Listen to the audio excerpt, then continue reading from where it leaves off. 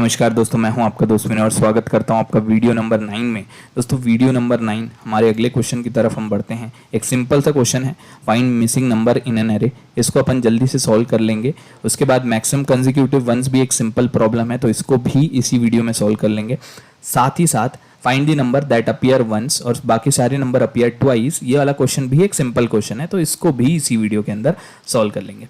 ठीक है, अगले वीडियो में इन दोनों क्वेश्चन को करेंगे। ये दोनों बेसिकली एक ही क्वेश्चन है, ये थोड़े से टिपिकल क्वेश्चन है, इसलिए मैं इसको अगले वीडियो में लूंगा। इस वाले वीडियो में ये तीनों क्वेश्चन अपन सट से सॉल्व कर लेते हैं। ठीक है, missing number given an array nums containing N distinct number in the range 0 से लेके एन बेसिकली होगा जितने भी एलिमेंट्स हैं वहां पे। Return the only number in the range that is missing from the array. Okay, इसका मतलब ये है, जैसे कि आप देख सकते हो यहाँ पे 0 से लेके n रेंज होगा, तो n यहाँ पे कितना है 3 है, तो 0 से 3 के रेंज में क्या क्या नंबर आते हैं 0, 1, 2 और 3। तो कौन सा नंबर मिसिंग है यहाँ पे 2, देख के ही पता चल रहा है, तो वही आउटपुट में आना चाहिए। उसी तरीके से यहाँ पे n क्या है 2 है, तो कौन सा नंबर मिसिंग है 2 मिसिंग है, ये आना चाहिए। मेरे हिसाब से आपको आइडिया समझ में आ गया होगा कि आखिर करना क्या है। दोस्तों क्वेश्चन बहुत सिंपल है, इसको आप अगर ऐसे सोच के देखो तो बहुत आसान सा लॉजिक भी है इसका। आप क्या करोगे यहाँ पे, मैं आपको सीधे ही समझा देता हूँ भाई। जैसे मेरे पास अगर लेट मी से 0 से लेके अपने को चलना है, तो 0 से कुछ एग्जांपल ले लेते हैं। 0, 1, मान लेते हैं 3, 4 और 5, ऐसा है मान लो। तो आइडिया क्या होगा, कितने नंबर है टोटल, n की वैल्यू कितनी है 1, 2, 3, 4, 5, n की वैल्यू है 5। ठीक, तो नंबर यहाँ पे क्या क्या होने चाहिए आपको तो पता है। यहाँ पे आउटपुट आना क्या चाहिए, आउटपुट अपना 2 आना चाहिए। ठीक है, तो लॉजिक क्या सोचोगे, बहुत सिंपल सा है दोस्त। देखो अपने को पता है 0 से लेके n तक के जो हैं हमारे नंबर हैं, 0 से लेके 5, 0 से लेके 5 तक के क्या क्या नंबर होते हैं 0, 1, 2, 3, 4 और ये 5। ये इनका अगर मैं सम कर दूं, कितना होगा इनका सम, इनका अगर मैं सम कर दूं, ये ना करके 1 से n नंबर तक का अगर आपको सम करना है, आपको पता है कि क्या करना होता है। अगर 0 से चालू होता है तो n इंटू n प्लस 1/2 कर दो। ठीक है, इसका सम आ जाएगा। ठीक है, तो 5 इंटू 6/2 कितना हो जाएगा, ये हो जाएगा 15। तो सारे नंबर का सम अपने को ऐसे ही पता चल जाएगा, वो कितना है 15 है। सारे नंबर का सम कितना है 15। आपके एरे में जितने एलिमेंट रखे हैं उनका सम कितना होगा 0 + 1 + 3 + 4 + 5। ये तो इजीली कर सकते हैं ना। 5 + 4 = 9 + 3 = 12 + 1 = 13। इन दोनों को माइनस कर दो, माइनस करोगे क्या आ जाएगा 2 आ जाएगा। हो गया, आपके क्वेश्चन का लॉजिक बन गया भाई। सिंपल सी बात है, आपको n नेचुरल नंबर का सम पता है कितना होता है, उसमें से माइनस कर दोगे एरे का सम, तो क्या आ जाएगा आपका नंबर आ जाएगा। मेरे हिसाब से आप बड़े ही आसानी से समझ गए होगे इस लॉजिक को। तो इसको अपन सीधा ख़त्म कर देते हैं, यहीं पे कोड करके सीधा यहाँ पे हटा ही देते हैं। n = आपको लेन चाहिए होगा नम्स का। ओके, उसके बाद फिर एक्सपेक्टेड सम आपका कितना होना चाहिए, एक्सपेक्टेड सम होना चाहिए मेरा n into n plus 1, n into n plus 1 को इस तरीके से ब्रैकेट में लिख देते हैं, डिवाइडेड बाय 2। डिवाइड को अपन ऐसा लिख देते हैं ताकि वो पहला वाला वैल्यू ले, अगर 2.5 है तो 2 ही ले। ठीक है, तो उस केस में एक्चुअल सम जो होगा, actual underscore sum should be equal to क्या होना चाहिए, सम ऑफ नम्स कर दो। ठीक है, अब अगर मैंने ऐसा किया है तो रिटर्न मार दो इस एक्सपेक्टेड सम को, एक्सपेक्टेड अंडरस्कोर सम माइनस एक्चुअल वाला सम। डन, ये हो गया अपना सॉल्यूशन। इसको एक बार रन करके देख लेते हैं। कुछ सिंटेक्स में इशू मैंने कर दिया है। क्या इशू कर दिया है मैंने, n = okay n = len of nums, क्या बोल रहे हैं यहाँ पे, expected some is not defined. Okay, कुछ मैंने स्पेलिंग में मिस्टेक कर दिया, एक्सपेक्टेड सिम लिख दिया, सम होगा भाई ये सम। ओके, ये पास हो गया है और इसको सबमिट कर देते हैं। वेरी गुड, ये हो गया, ये क्वेश्चन सॉल्व हो गया। तो अब इसको हटा देते हैं, आ जाते हैं अपने अगले क्वेश्चन में, मैक्सिमम कंसेक्यूटिव वंस। तो यहाँ पे क्वेश्चन में आपको बताना है मैक्सिमम वंस की काउंटिंग करनी है। तो आप देख सकते हो ये 2 है, उसके बाद फिर यहाँ पे 3 1 आ गए, तो आउटपुट क्या आना चाहिए 3 आना चाहिए। यहाँ पे 1, फिर यहाँ पे 2 और ये 1, तो आंसर क्या आना चाहिए? 2 आना चाहिए। बहुत सिंपल सा आइडिया है, लेकिन इसका लॉजिक को अपन समझते हैं, ठीक है। तो इसको मिटा देते हैं। अब अगला जो क्वेश्चन है 10th नंबर का क्वेश्चन, वो क्या है दोस्तों? वो है 10th नंबर, कंजिक्यूटिव वंस, ठीक है, maximum consecutive one, maximum consecutive once.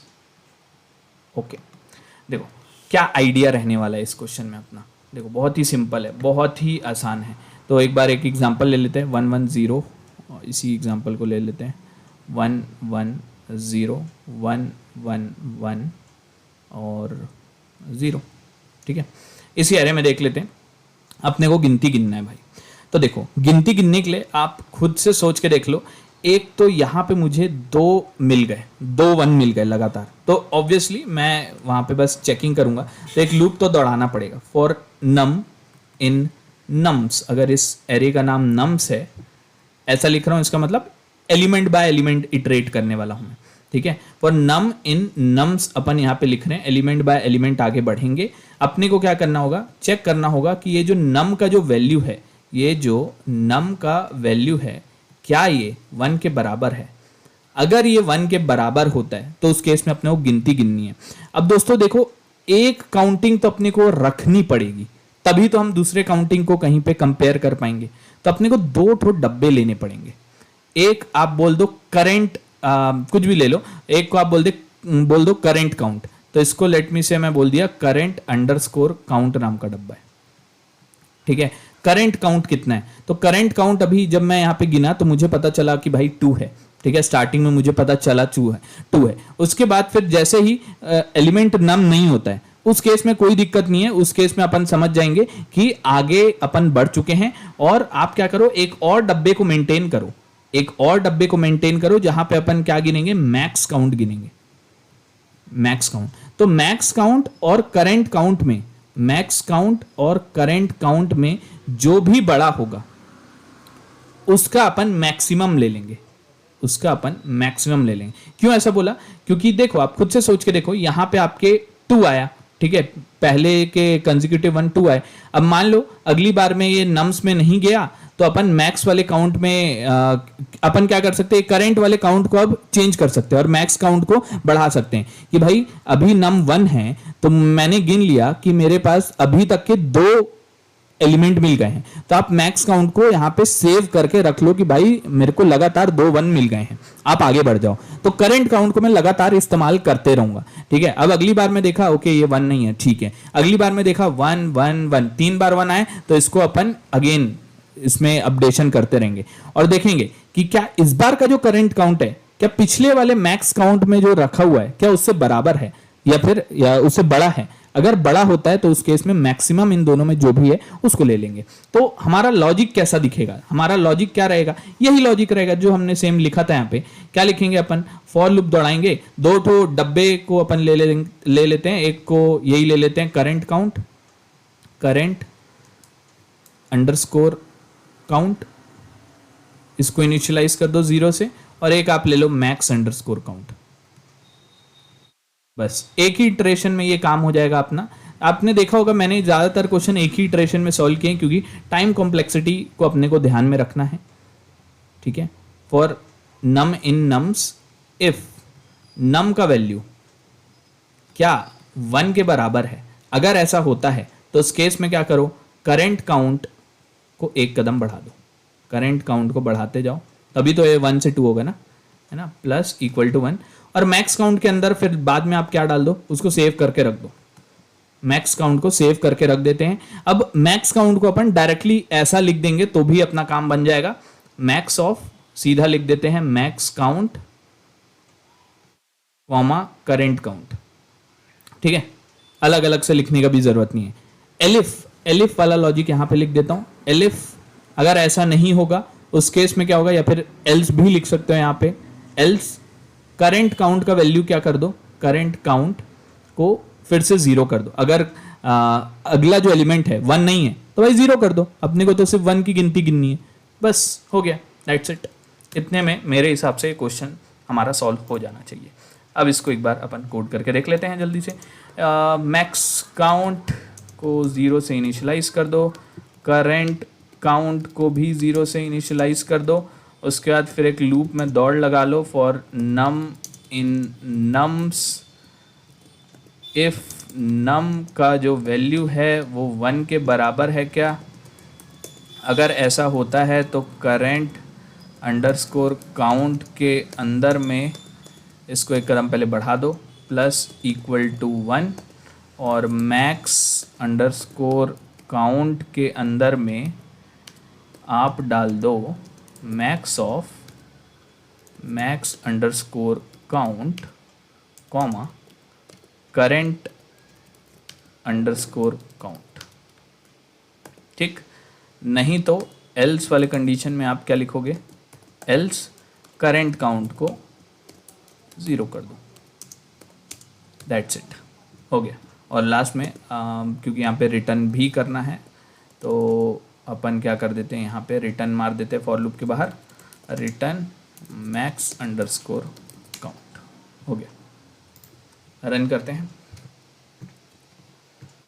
Yes ये एक्सेप्ट हो गया है, सबमिट कर देते हैं इसको। ओके वेरी गुड, तो हमने यहाँ पे क्वेश्चन को सॉल्व कर लिया, इस वाले को भी हटा देते हैं। अगला जो क्वेश्चन है वो है single number. Single number question बहुत सिंपल सा है, तो यहाँ पे बोल रहे हैं कि एक एरे होगा जहाँ पे सिर्फ एक ही नंबर होगा जो कि अकेला आता होगा, बाकी सारे नंबर ट्वाइस आते होंगे। देखो एक ही नंबर ऐसा है जो अकेला है, बाकी सारे नंबर ट्वाइस हैं, तो उसी को प्रिंट कर देना है आपको, बस यही। तो ठीक है, इसके भी लॉजिक को जल्दी से समझ लेते हैं। इसको ना एक काम करते हैं, अपन नीचे हो जाते हैं इधर।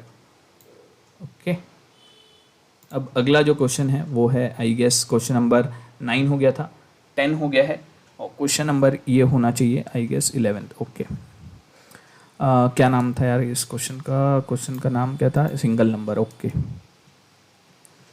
सिंगल नंबर, ठीक। अब इसमें आइडिया क्या होगा, जैसे लेट मी से एक एग्जांपल लेते हैं, 2 2 और 1 ही ले लेते हैं। चलो देखो, अब पहले मैं इससे भी एक इजी सा एग्जांपल लेता हूँ, फिर अपन ये लेंगे। जैसे मैंने लिया 0 0 1, ये लिया मैंने, ठीक। अब देखो एक बहुत ही बढ़िया यहाँ पे शॉर्टकट आपको बताता हूँ इस क्वेश्चन को करने का, शॉर्टकट ट्रिक। ऐसे आप चाहो तो इसका बहुत कॉम्प्लेक्स लॉजिक भी लिख सकते हो, लेकिन मैं आपको इजी सा एक तरीका बताता हूँ। आप चाहो तो एक काउंटिंग कर सकते हो, यहाँ पे आप काउंटिंग लगाते रहोगे, उससे भी एक सिंपल सा तरीका है।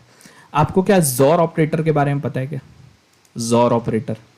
जोर ऑपरेटर पाइथन में कुछ इस तरीके से दिखता है। अगर आपको जोर ऑपरेशन पता है तो 0 का जब मैं जोर करूंगा 0 के साथ तो उस केस में आता है 0, 1 का मैं जोर करूंगा 1 के साथ तो वो आता है 1, 0 का मैं अगर 1 के साथ जोर करूंगा तो वो आएगा, सॉरी यहाँ पे आएगा 0 और यहाँ पे आएगा 1, और 1 का जोर करूंगा 0 के साथ तो ये आएगा 1। ये कैसे आया? अरे बहुत सिंपल है, सेम सेम नंबर रहता है, मतलब सेम सेम 0 है तो 0 आएगा, सेम सेम 1 है तो उस केस में 0 आएगा। सेम रहते हैं नंबर तो 0 आ जाता है। हमेशा नंबर की बात नहीं कर रहा हूँ मैं, 0 और 1 की बात कर रहा हूँ। ये उसका ट्रुथ टेबल होता है, जब सेम सेम होता है तो 0 आता है, अलग अलग होते हैं तो 1 आता है। ये जोर ऑपरेटर होता है। तो आप खुद से सोच के देखो, एक लूप दौड़ाऊंगा बस और जोर करते जाऊंगा, है ना, एक लूप दौड़ाऊंगा और जोर करते जाऊंगा। इनिशियली अपन एक डब्बा ले लेते हैं, लेट मी से रिजल्ट के अंदर पे अपन डाल देते हैं 0, ठीक है। अब इस रिजल्ट का अपन जोर करते जाएंगे एक एक करके इनके साथ। तो पहला एलिमेंट क्या आ रहा है अपना 0, तो 0 का जोर करूंगा 0 के साथ तो क्या आता है बताओ, 0 आएगा, राइट। अब अगेन इस वाले रिजल्ट को लूंगा, 0 जोर अगला एलिमेंट क्या हो जाएगा, अगेन 0। अगेन इस 0 को लूंगा, 0 जोर अगला एलिमेंट क्या है 1, क्या आएगा 1। जो लास्ट में आपका आंसर आएगा वही सिंगल एलिमेंट होगा, वही क्या होगा, सिंगल एलिमेंट होगा, और ये हर बार काम करेगा। ये जो आइडिया है हर बार काम करेगा। मैं आपको एक और एग्जांपल के थ्रू इसको समझाता हूं। देखो आपको ये बताना जरूरी है क्योंकि आप गड़बड़ कर सकते हो। देखो फिर से अगेन सेम आइडिया, रिजल्ट के अंदर क्या डाल देंगे, 0 डाल दो, ठीक, ओके। अब पहला जो एलिमेंट है उसको आप पकड़ लो, ये 0 का जोर करेंगे अपन पहले एलिमेंट के साथ तो क्या आ जाएगा, 0 जोर 2, ये आपको अगर करना है, क्योंकि ये इस बार 0 और 1 नहीं है। 0 1 के लिए तो अपने को पता है ट्रूथ टेबल क्या होता है, लेकिन 0 और कोई अदर नंबर होता है, उस केस में आपके लिए बता देता हूँ। ये 0 है और ये 0 0 1 0 ये 2 है, उस केस में आप देखोगे 0 0 का 0 आएगा, 0 1 का 1 आ जाएगा, 0 0 पे 0 आएगा, 0 0 का अगेन 0 आएगा। तो इसको डेसिमल में कन्वर्ट करोगे तो ये 2 होता है। तो इन दोनों का जोर ऑपरेटर करने से क्या आएगा, 2 आएगा। ठीक है, अब अगेन इस 2 को आप पकड़ लो और इसका जोर करो अगले वाले ऑपरेटर के साथ, तो क्या आ जाएगा 0 0 1 0। खुद के साथ कोई भी नंबर से करोगे तो आप देख लो क्या आता है। 0 0 1 0 का 0 0 का 0, 0 0 का 0, 0 0 का 0, 0 0 का 0, वो हमेशा क्या आएगा, 0 आ जाएगा, है ना। अब इसको नेक्स्ट वाले एलिमेंट के साथ करो, 0 जोर ये अगला वाला एलिमेंट क्या है अपना 1, तो 0 और 1 का आप करोगे तो आपको पता है आंसर क्या आता है, 1 आता है। ठीक है, तो अगेन लास्ट में जो रिजल्ट आया वो क्या आया, वो आया 1। तो यही अपना सिंगल एलिमेंट है। तो यही आइडिया को बस अपने को यूज करना है कोड पे। तो मैं आपको सीधा यहाँ पे कोड करके दिखा देता हूँ। रिजल्ट के अंदर में आप डाल दो 0, ठीक है, और उसके बाद फिर एक लूप दौड़ा दो फॉर नम इन नम्स। अपन यहाँ पे डाल देते हैं रिजल्ट इज इक्वल टू, या फिर ऐसा ही लिख दो, रिजल्ट और xor operator is equal to num. Done. ठीक है, अब आप रिटर्न कर दो अपने रिजल्ट को, रिटर्न रिजल्ट, डन। रन करते हैं एक बार और ये रन हो गया है, आप देख सकते हो एक्सेप्ट हो गया। अब इसको सबमिट कर देते हैं और ये सबमिट हो गया, एक्सेप्ट हो गया, वेरी गुड। तो इसका मतलब हमने क्वेश्चन को समझ लिया, क्वेश्चन को सॉल्व कर लिया। तो इस वीडियो में हमने 3 क्वेश्चन सॉल्व किया। कुछ लोग मेरे को बोल रहे थे कुछ और ज़्यादा क्वेश्चन बनाओ, कुछ और ज़्यादा क्वेश्चन। देखो दोस्तों, मैं ऐसा बिल्कुल कर सकता हूँ, आपको एक ही वीडियो में 10-15 क्वेश्चन बता सकता हूँ, लेकिन आप खुद ही सोच के देखो, जब हम एक ही क्वेश्चन पे फोकस करते हैं तो मैं आपको बहुत अच्छे से उस क्वेश्चन को एक्सप्लेन करता हूँ। आप चाहो तो मल्टीपल वीडियोस एक दिन में देख लो, वो ज़्यादा बेहतर होगा एज कम्पेयर टू जब मैं एक वीडियो बनाऊंगा तो मेरे पास थोड़ा टाइम की कमी होगी और साथ ही साथ रिसोर्स की भी थोड़ी कमी होती है, क्योंकि जब एक बड़ा सा वीडियो बन जाता है ना तो उस केस में एडिटिंग करने में बहुत डिफिकल्टी होती है। साथ ही साथ जब उसको अपलोड करते हैं तो भी बहुत ज़्यादा टाइम लगता है। तो ये सब दिक्कत के कारण ही मैं छोटे छोटे वीडियो बना रहा हूँ और डिटेल्ड एक्सप्लेनेशन के साथ बना रहा हूँ। अगर मैं एक ही वीडियो में सब कुछ बना दूंगा तो थोड़ा हौच-पौच होगा, और ऐसा मैं कर चुका हूँ पहले, इसीलिए मैं एक ही क्वेश्चन कर रहा हूँ। लेकिन तब भी मैं कोशिश करूंगा कि आने वाले वीडियोस में थोड़े मल्टीपल क्वेश्चन रखूं, और साथ ही साथ आगे आने वाले वीडियो में कुछ वीडियोस को जरूर ऐसा करूंगा जहां पे एक ही वीडियो के अंदर पूरा कंसेप्ट अपन पूरा एक साथ सॉल्व करने वाले हैं, ऐसा मैं जरूर करूंगा। तो मेरा आइडिया क्या है, अभी अपन अगले वीडियो में मेरे हिसाब से ये यहाँ तक के ये इजी प्रॉब्लम सब कवर कर लेंगे। यहाँ पे इजी लिखा है लेकिन कुछ प्रॉब्लम मीडियम भी थे, वो कवर हो जाएंगे। तो मेरा आइडिया क्या है, अपन एक ही चीज पे स्टक ना रहें, एरे पे ही स्टक ना रहे। हमारा आइडिया क्या होगा, मैं ऐसा करता हूं कि कुछ पहले एरे के प्रॉब्लम की और उसके बाद फिर अपन सीधा मूव करेंगे स्ट्रिंग पे।